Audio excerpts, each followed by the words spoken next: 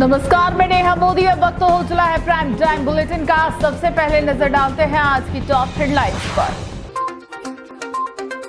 घोर अपराधी अरदीन उर्फ लाला अवैध पिस्टल के साथ गिरफ्तार। गोवर्धन विलास पुलिस ने दिया कार्रवाई को अंजाम।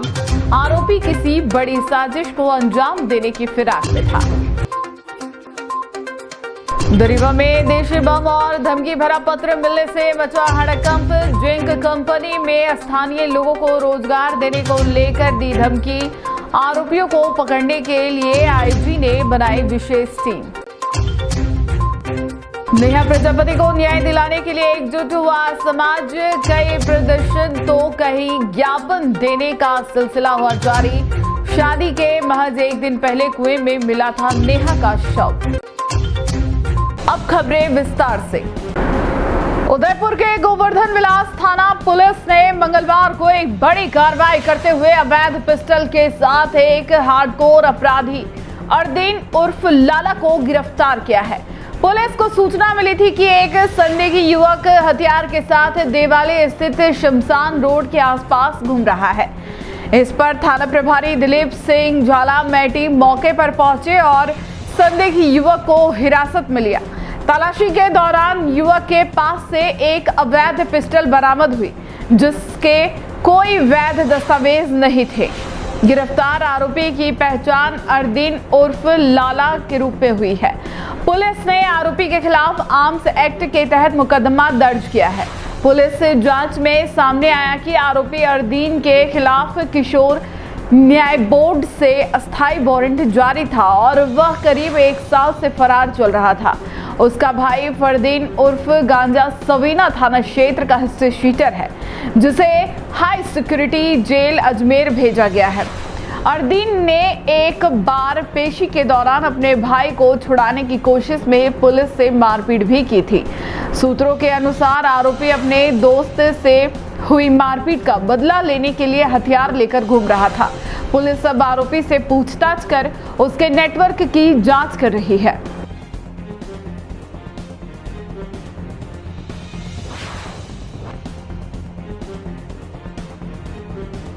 श्रीमान पुलिस अधीक्षक महोदय जिला उदयपुर योगेश गोयल साहब द्वारा जो हार्डकोर अपराधी हैं और सतत विधि विरुद्ध क्रियाकलाप में सम्मिलित रहते हैं, उनके विरुद्ध विशेष अभियान चलाया जा रहा है। इसी क्रम में आज हमने अरदीन करके एक हार्डकोर अपराधी है, जिसके विरुद्ध कुल 11 मुकदमे दर्ज हैं, उसे एक अवैध पिस्टल के साथ गिरफ्तार किया है। इसका भाई फरदीन गांजा है, वो भी हार्डकोर अपराधी रहा है। वो अभी लंबे समय से हाई सिक्योरिटी जेल अजमेर में बंद है। उसे भी 2 वर्ष पूर्व ये अरदीन ने जेल से छुड़वाने के लिए प्रयास किया था और इसके विरुद्ध राजकार्य में बाधा वगैरह के, हत्या के प्रयास के, लूट के आदि गंभीर प्रवृत्ति के अपराध दर्ज हैं। और ये जो हथियार है वो एक बड़ा मेवाती नाम से काफी हार्डकोर अपराधी है, उसके खिलाफ भी कई प्रकरण हैं, उससे लेकर के आया है।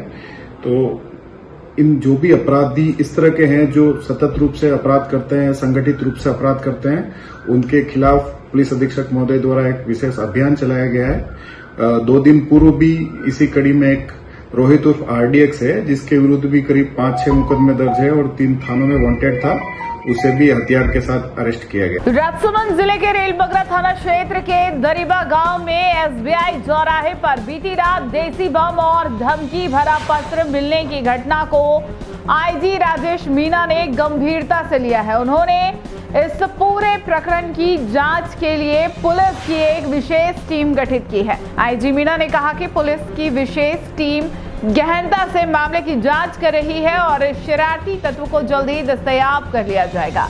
उन्होंने बताया कि पुलिस सीसीटीवी फुटेज की जांच के माध्यम से आरोपी की तलाश कर रही है। गौरतलब है कि दरीबा के एसबीआई चौराहे पर बीती रात एक देशी बम और धमकी भरा पत्र मिलने से इलाके में सनसनी फैल गई थी। सूचना मिलते ही बम निरोधक दस्ता और पुलिस टीम तुरंत मौके पर पहुंची और बम को सुरक्षित रूप से निष्क्रिय कर दिया गया। धमकी पत्र में जिंक प्लांट में स्थानीय लोगों को प्राथमिकता से रोजगार देने की मांग की गई थी। घटना की सूचना मिलते ही राजसमंद के पुलिस अधीक्षक मनीष त्रिपाठी, डीएसपी नाथ द्वारा दिनेश सुखवाल सहित अन्य उच्च अधिकारियों ने भी मौके का मुआयना किया। एफएसएल टीम ने भी घटनास्थल से महत्वपूर्ण साक्ष्य जुटाए हैं। पुलिस अब आसपास के क्षेत्रों में लगे सीसीटीवी कैमरों के फुटेज को बारीकी से खंगाल रही है ताकि बम और पत्र रखने वाले आरोपी की पहचान की जा सके। पुलिस का कहना है कि वे जल्द ही इस शरारती तत्व को गिरफ्तार कर लेंगे।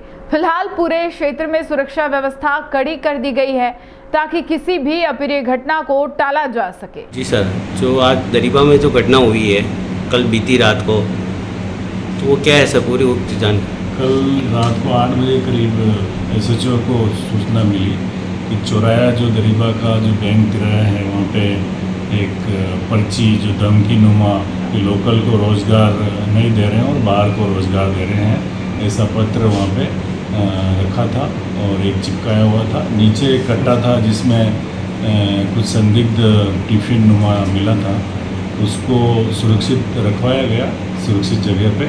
फिर उदयपुर से BDS टीम को बुला के और उसको डिस्पोजल कराया गया और अज्ञात व्यक्ति के खिलाफ हम प्रकरण दर्ज किया गया है और हम जांच कर रहे हैं। यहाँ पे CCTV कैमरे खंगाले जा रहे हैं और टीम गठित की गई है और उसमें जांच जारी है। डूंगरपुर जिले के सरोदा थाना क्षेत्र के शिवराजपुर गांव में नेहा प्रजापत का शव संदिग्ध परिस्थितियों में कुएं में मिलने के मामले में ठोस कार्रवाई की मांग तेज हो गई है।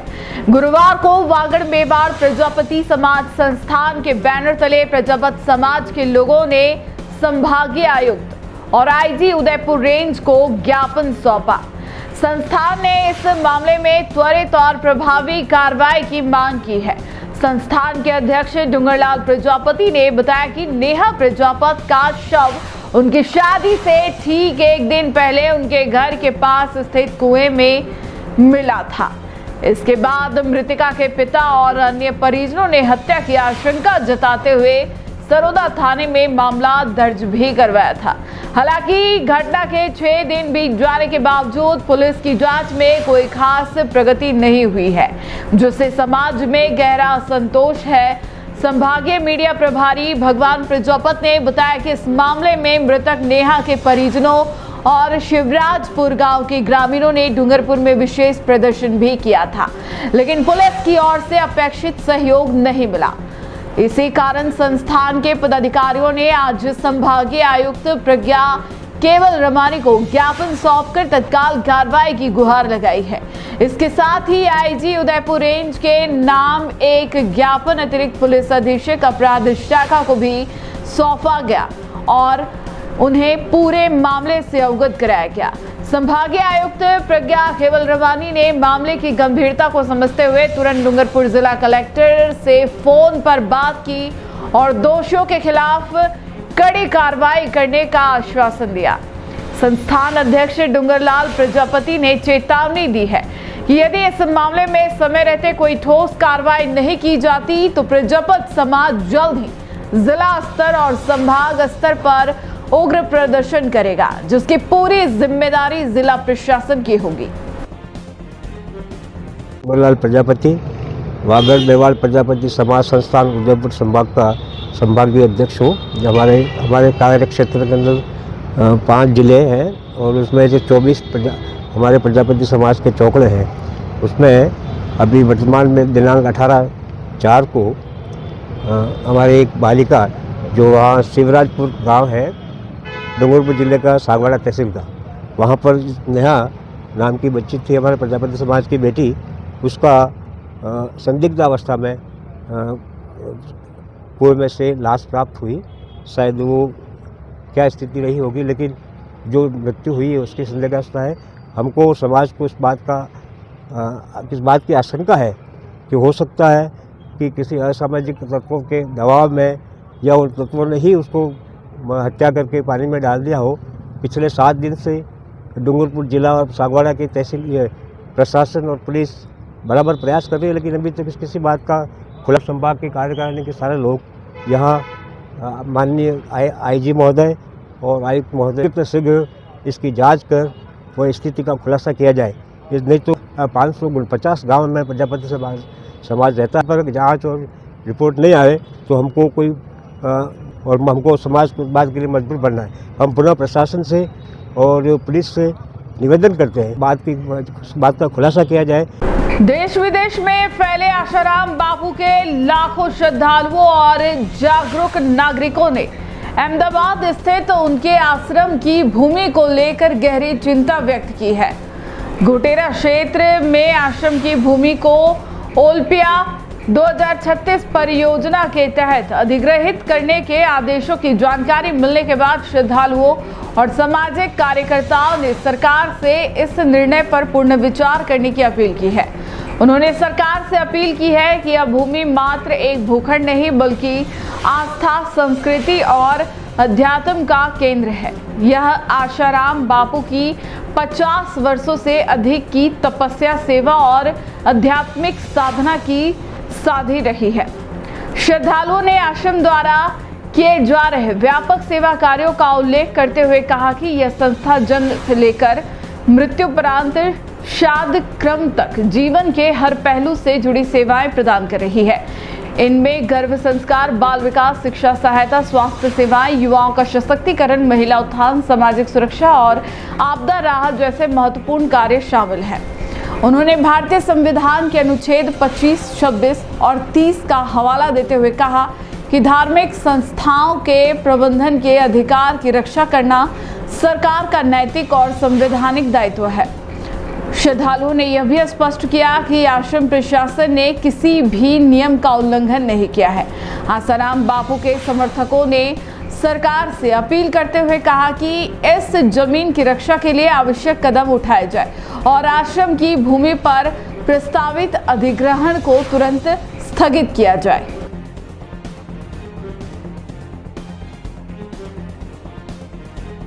हम लोग संत श्री आशाराम जी बापू द्वारा प्रेरित महिला उत्थान मंडल और योग वेदांत सेवा समिति की तरफ से आए हुए हैं। आज हम यहाँ श्री कलेक्टर साहब को ज्ञापन देने आए हैं इस विषय में कि हमारा मोटेरा में स्थित परम पूज्य संत श्री आशाराम जी बापू का बहुत बड़ा आश्रम है, जो कि 50-55 वर्षों से आश्रम है और वो हमने पैसे भरकर लिया हुआ है। गुरुदेव ने वहाँ तपस्या की है और उस भूमि ने सिर्फ देना ही देना सीखा है। उस भूमि स्टेडियम बनाने के लिए, उस भूमि को खाली करने के लिए हमें 5 दिन का नोटिस मिल गया है, जबकि उस भूमि से, उस तपोस्थली से अगर हम देखें तो पूरे विश्व भर में सेवा कार्य हो रहे हैं, नशा मुक्ति कार्यक्रम हो रहे हैं। मतलब किसी एक धर्म, एक व्यक्ति या एक वर्ग के लोगों के लिए नहीं, वो के लिए कार्य करता है। और उस आश्रम की मिट्टी को हम घर में एक अगर मूर्ति भी लेके आते हैं ना, तो वह हम कहते हैं कि चप्पल पहन के अंदर मत जाए। और उस मंदिर को बोला है कि 5 दिन में खाली कर दिया जाए, वो भी खेल का मैदान बनाने के लिए। खेल जीवन का एक महत्वपूर्ण हिस्सा है, लेकिन क्या ये सनातन संस्कृति को ऊपर उठाने वाली सरकार है?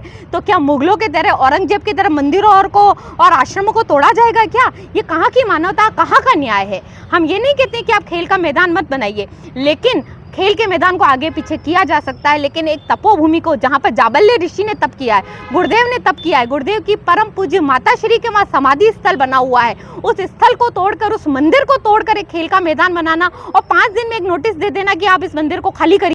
मेरा नाम हरी चौधरी है, मैं उदयपुर का रहने वाला हूँ। संत श्री आशाराम जी बापू आश्रम की तरफ से हम सभी महिलाएं और भाई सब यहाँ पे आए हुए हैं। पिछले 50 वर्षों से हमारा अहमदाबाद में संत श्री आशाराम जी आश्रम में, मोटेरा में, पिछले 50 वर्षों से वहाँ पे धार्मिक कार्य चले जा रहे हैं। पूरे विश्व में मतलब सेवा कार्य हो रहे, बड़े बड़े सेवा कार्य होते हैं, भंडारे होते हैं। वहाँ से भक्ति भाव का केंद्र है हमारा, वो सब। वहाँ पे अभी सरकार ने हमें स्टेडियम बनाने के लिए, ओलंपिक्स के लिए 5 दिन में आश्रम खाली करने के लिए हमें नोटिस दिया है। बट हम ये चाहते हैं कि स्टेडियम श्रद्धा से बढ़कर नहीं है, स्टेडियम बनना चाहिए, खेल भाव होना चाहिए, खेल के प्रति हमारा भी समर्थन है। बट आश्रम को तोड़ के वहाँ पे स्टेडियम बनाना क्या सही है क्या? हम सब भाई और बहनों की ये आवाज़ है, अंदर से सबका प्रार्थना है कि वहाँ सरकार से कि वहाँ पे नहीं बनाए स्टेडियम, थोड़ा दूसरी जगह बना ले, जो तपोस्थली है, संतों की तपोस्थली है, जहाँ से पूरे विश्व भर में सेवा कार्य होते, वहाँ पे स्टेडियम। उदयपुर में स्वास्थ्य महकमे से जुड़ा एक चौंकाने वाला मामला सामने आया है। बुधवार को RCHO अशोक आदित्य पर आरोप लगे हैं कि उन्होंने 108 एम्बुलेंस की बैकअप सेवा का गलत तरीके से निरीक्षण कर उस पर झूठी पेनल्टी लगा दी। हैरान करने वाली बात यह रही कि यह निरीक्षण deputy CMHO doctor Ragini Agarwal की ID से किया गया, जो अशोक आदित्य के अधिकार क्षेत्र में नहीं आता। 108 एम्बुलेंस के संभाग प्रभारी प्रसून पंड्या ने बताया कि वर्तमान में प्रदेश में हीट वेव का प्रकोप जारी है। ऐसे में एक बैकअप एम्बुलेंस को आइस बॉक्स रखने के लिए सीएमएचओ कार्यालय भेजा गया था। वहीं मौजूद आरसीएचओ अशोक आदित्य ने उस एम्बुलेंस का निरीक्षण करते हुए डस्टबिन की गैर मौजूदगी में हवाला देते हुए पेनल्टी लगा दी। जबकि सच्चाई यह है कि उस एम्बुलेंस में वेस्ट मैनेजमेंट के लिए डस्टबिन पहले से ही मौजूद था। प्रसून पंड्या ने यह भी आरोप लगाया कि अशोक आदित्य जानबूझकर 108 एम्बुलेंस मैनेजमेंट को परेशान कर रहे हैं, जिससे इन हालातों में सेवाएं देने वाले कर्मचारियों का मनोबल गिर रहा है। इस पूरे प्रकरण पर सीएमएचओ डॉक्टर शंकर बावणिया ने गंभीर रुख अपनाया है। उन्होंने स्पष्ट किया कि डिप्टी सीएमएचओ की आईडी से किसी अन्य अधिकारी द्वारा निरीक्षण किया जाना नियमों के खिलाफ है। साथ ही उन्होंने कहा कि यदि वास्तव में एम्बुलेंस में डस्टबिन होते हुए झूठी पेनल्टी लगाई गई है तो इसकी गहन जांच कर उचित कार्रवाई की जाएगी। फिलहाल इस मामले ने जिला स्वास्थ्य विभाग में हड़कंप मचा दिया है और 108 सेवा से जुड़े कर्मचारियों में भारी आक्रोश है।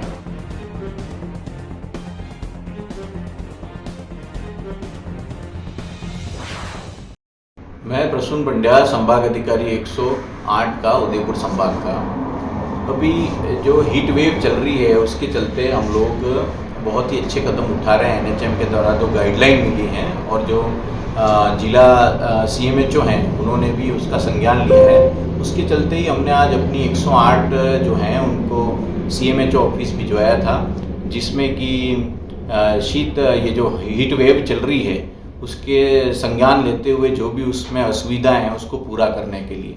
लेकिन वहाँ पहुँचने पर हमारी एक बैकअप एम्बुलेंस लगी हुई थी जो कि वहाँ पहुँची और पहुँचने पर कोई अन्य अधिकारी जो था उसने उस गाड़ी को इंस्पेक्शन किया। इंस्पेक्शन में उसने सभी चीज़ें होते हुए भी डस्टबिन की खामी निकाली और हमारे द्वारा और मेरी टीम के द्वारा शुरू से 108 को लेकर बहुत ही अच्छा कार्य किया जा रहा है।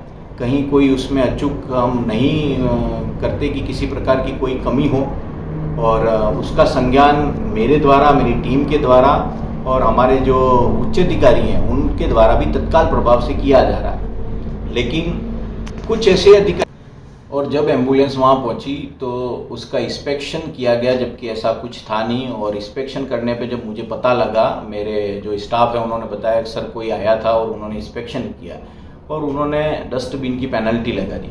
उसके ऊपर क्या है, फिर मैंने जब बात की तो वो जो आईडी थी जिसके द्वारा इंस्पेक्शन किया गया था उनसे बात की, भाई ये आईडी है आपकी, तो आपने इंस्पेक्शन किया है? तो उन्होंने बता दिया गया मैं तो जानता ही नहीं हूँ ऐसा कुछ भी इंस्पेक्शन है। और कोई अन्य अधिकारी जिसका वो राइट्स भी नहीं है और जो उन्होंने दूसरी आईडी से इंस्पेक्शन किया और इंटेंशनली डस्टबिन की पेनल्टी लगा ली जो वहाँ मौजूद था। बस निवेदन यही है कि जब 108 इतना अच्छा कार्य कर रही है, हमारे जितना भी स्टाफ ग्राउंड लेवल का है बहुत अच्छे तरीके से काम करता है, और फिर किसी विभाग द्वारा और कोई अधिकारी जिसका वो अधिकारी नहीं है उसके द्वारा अगर इंटेंशनली ऐसी कमियां जानबूझकर निकाली जाती हैं तो उससे हमारे जो स्टाफ है उसका मोरल डाउन होता है और हमारे में भी एक नेगेटिविटी आती है और आत्मविश्वास में कमी आती है। आज हीट वेव के चलते क्या है कि गाड़ियाँ सीएमएचओ ऑफिस में पहुंची और जो ज़रूरी उसमें संबंधित जो सामग्री है उसके लिए निर्देशित किया गया था माननीय सीएमएचओ द्वारा और हमारे जो एनएचएम से आदेश हैं उसके द्वारा और हमारे हेड ऑफिस द्वारा।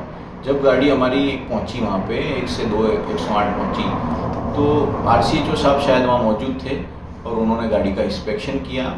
जब मैंने देखा कि इंस्पेक्शन किया उसके बाद हमारे पास रिपोर्ट आई, मैंने अपने स्टाफ से पूछा तो जो इंस्पेक्शन किया वो आईडी है डिप्टी सीएमएचओ साहब ने। जो डिप्टी सीएमएचओ उनको मेरे द्वारा फ़ोन किया गया, फ़ोन करने का पता चला तो बोले कि मैडम हैं डिप्टी सीएमएचओ, उन्होंने बोला मैंने तो इंस्पेक्शन किया ही नहीं। फिर मैंने सीएमएचओ साहब श्रीमान बामणिया जी को फ़ोन किया, मैंने कहा सर आपने इंस्पेक्शन किया? तो उन्होंने कहा मैंने भी इंस्पेक्शन नहीं किया है। तो मेरे द्वारा पता चला कि आरसीएचओ जो अशोक आदित्य जी हैं उनके द्वारा इंस्पेक्शन किया गया। जो आईडी उनकी नहीं थी, आईडी थी डिप्टी सीएमएचओ मैडम की, और इंटेंशनली उसका इंस्पेक्शन 108 का करके उसमें डस्टबिन की पेनल्टी लगाई गई जो बिल्कुल ही गलत है।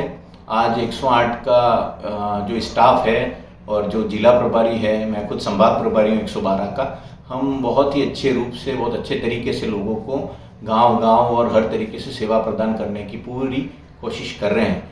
लेकिन कुछ अधिकारी ऐसे हैं जो इंटेंशनली एम्बुलेंस को गलत दिशा में ले जा करके और सब कुछ होते हुए भी दूसरे की आईडी से इंस्पेक्शन कर रहे हैं, जो बिल्कुल गलत है। जम्मू कश्मीर के पहलगाम में हुए आतंकी हमले को उदयपुर के सांसद मन्नालाल रावत ने देश की सुरक्षा पर हमला करार दिया है। उन्होंने कहा कि कुछ ताकतें भारत के विकास को नहीं देख पा रही है, इसलिए वे अपने नापाक इरादों से इस तरह के हमलों को अंजाम दे रही है। सांसद रावत ने कहा कि देश के प्रधानमंत्री नरेंद्र मोदी इस घटना को लेकर बेहद गंभीर है। उन्होंने बताया कि कल हुई उच्च स्तरीय बैठक में पीएम मोदी ने जो 5 बड़े निर्णय लिए, उनसे स्पष्ट होता है कि भारत अब आतंकवाद के खिलाफ बड़ा रुख अपनाने के लिए प्रतिबद्ध है। उन्होंने कहा कि यह हमला देश की एकता और अखंडता को चुनौती देने का प्रयास है, जिसे भारत सरकार किसी भी कीमत पर सफल नहीं होने देगी। उन्होंने विश्वास जताया कि सरकार इस हमले के दोषियों को कड़ी से कड़ी सजा देगी और भविष्य में ऐसी घटनाओं को रोकने के लिए ठोस कदम उठाएगी। देखिए, पहलगाम की जो घटना है पूरे देश की सुरक्षा व्यवस्था पर एक बहुत बड़ा आक्रमण है और ये ध्यान में आ रहा है कि ये इस्लामिक जो आतंकवाद है अंतर्राष्ट्रीय स्तर पर चलता है, उसका एक अंश है, उसका एक भाग है, उससे प्रेरित है। ये भी ध्यान में आ रहा है मीडिया के माध्यम से कि जो हमास है उसके ही कुछ लोग जो स्थानीय स्तर पर सपोर्ट करते हैं और स्लीपर सेल के रूप में काम करते हैं, उनका भी हाथ है। लेकिन महत्वपूर्ण ये भी है कि इस राष्ट्र की पहचान हिंदुस्तान के रूप में है, सनातन धर्म की मूल्यों के रूप में है, तो इन्होंने टारगेट किया है सीधा हिंदू समाज को और सीधा ये कहा है कि आप कलमा पढ़िए, आपको कलमा पढ़ना आता है तो हम बचाएंगे। तो ऐसा लगता है कि ये केवल मुस्लिमों के लिए, उनको संरक्षण के लिए है, लेकिन हिंदू समाज के विरुद्ध में ये इतना बड़ा आक्रमण है कि जिसको जन्नत के रूप में कश्मीर को जानते हैं, पहलगाम हम भी गए हैं, देखा है, आनंदित करने वाला स्थान है, लेकिन इस देश की जो आर्थिक व्यवस्था है उसको भी तोड़ने की कोशिश की है और देश की जो छवि है अंतर्राष्ट्रीय स्तर पर बनती जा रही है कि हाँ, हम वो हैं जो विकसित भारत की तरफ तेज़ी से आगे बढ़ रहे हैं। जब स्वतंत्रता के 100 वर्ष पूरा कर रहा होगा देश, तब परम वैभव होगा। मुझे लगता है उस आत्मविश्वास को भी कहीं तोड़ने की कोशिश की है, लेकिन उनको समझना चाहिए जो नापाक इरादे लेकर, मंसूबे लेकर इस देश में आते हैं और देश में करीब 100 किलोमीटर अंदर आके फिर ये उत्पाद करते हैं, आतंक फैलाते हैं। मुझे लगता है ये देश का जो समय है वो नरेंद्र भाई मोदी जी का समय है।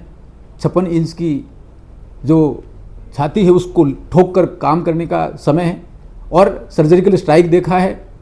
पीओके में जाकर जो आतंकवादियों के जो अड्डे हैं उनको ध्वस्त करने का समय देखा है।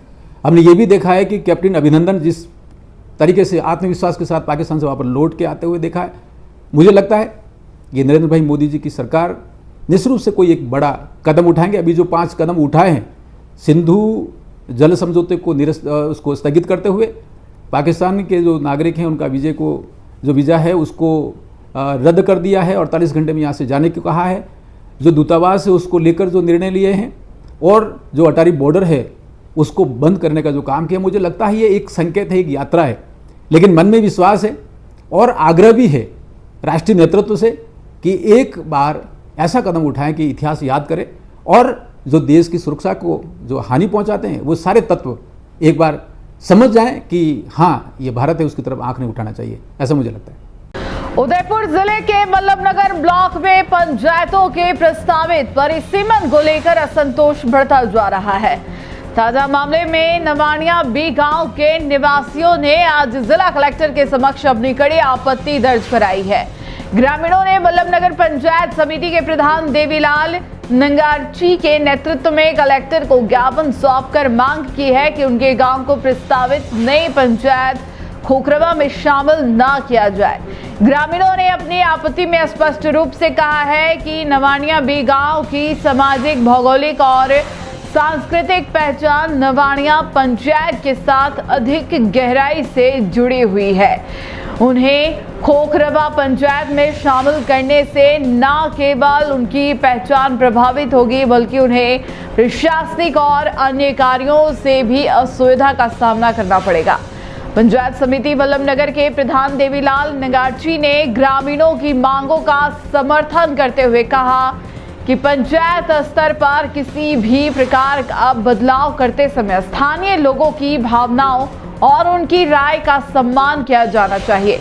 उन्होंने जिला प्रशासन से आग्रह किया कि वे नवानिया बी के ग्रामीणों की वास्तविक समस्या को समझे और प्रस्तावित परिसीमन में आवश्यक संशोधन करें ताकि गांव को नवानिया पंचायत में ही यथावत रखा जा सके।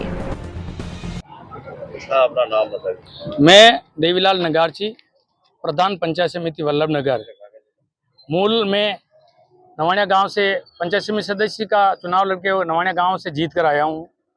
अभी जो नवगठित पंचायत के जो सरकार ने आदेश निकाले उसमें खोखरवास को नई पंचायत बनाने का जो प्रस्ताव भिजवाया गया उसमें मेरा मूल गांव जो ग्राम पंचायत नवानिया के अंदर आता है, नवानिया बी, जिसको नवानिया बी को इन्होंने नवसर्जित ग्राम पंचायत खोखरवास में डाल दिया है। हम सभी ग्रामवासी, मेरे गांव से सरपंच साहब जगदीश जी सेन, हमारे पूर्व उप सरपंच भगवतीलाल जी पोखरना साहब, हमारे वार्ड पंच प्रकाश जी रांका साहब, रमेश जी नंगारची वार्ड पंच प्रतिनिधि, हमारे सभी वार्ड पंच राकेश जी भील और सारे जनप्रतिनिधि जो मूल गांव नवानिया से है और मैं पंचायत समिति में प्रधान होने के नाते हम हमारे जो गांव नवानिया बी है उसको खोखरवास में नहीं जाकर मूल गांव नवानिया में ही रहने के लिए यहाँ कलेक्टर महोदय जी के मार्फत आपत्ति दर्ज करवाना है। और हम सबकी मांगे, हम नवानिया बी को कभी अलग नहीं होने देंगे, न हम किसी अन्य पंचायत में जाने देंगे। ये हमारा आपसे और सरकार से निवेदन है। टी न्यूज राजस्थान के बुलेटिन में फिलहाल अब तक के लिए इतना ही।